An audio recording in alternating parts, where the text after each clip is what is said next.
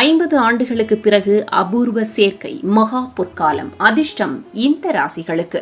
ஒவ்வொரு கிரகமும் ஒரு குறிப்பிட்ட நேரத்தில் ஒரு ராசியில் இருந்து மற்றொரு ராசிக்கு பெயர்ச்சியடையும்.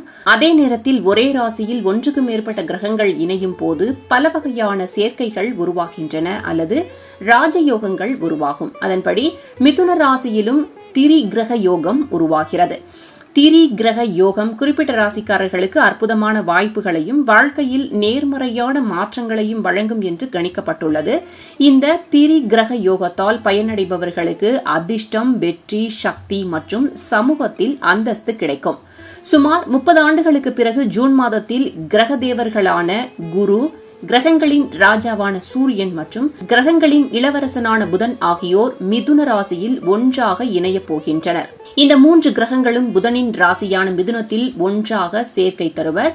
இந்த திரி கிரக யோகம் 3 ராசிக்காரர்களுக்கு சாதகமான பலனை தரும்.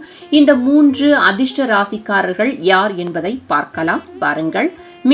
மிதுன ராசிக்காரர்களுக்கு சூரியன், புதன் மற்றும் குருவின் சேர்க்கை நன்மை பயக்கும். மரியாதை அதிகரிக்கும், பணமழை பொழியும், திருமண வாழ்க்கை அற்புதமாக இருக்கும், முதலீடு மூலம் பெரும் லாபம் கிடைக்கும், வாழ்க்கையில் மகிழ்ச்சிக்கான பாதைகள் திறக்கும், குடும்பத்தில் சச்சரவுகள் முடிவுக்கு வரும்.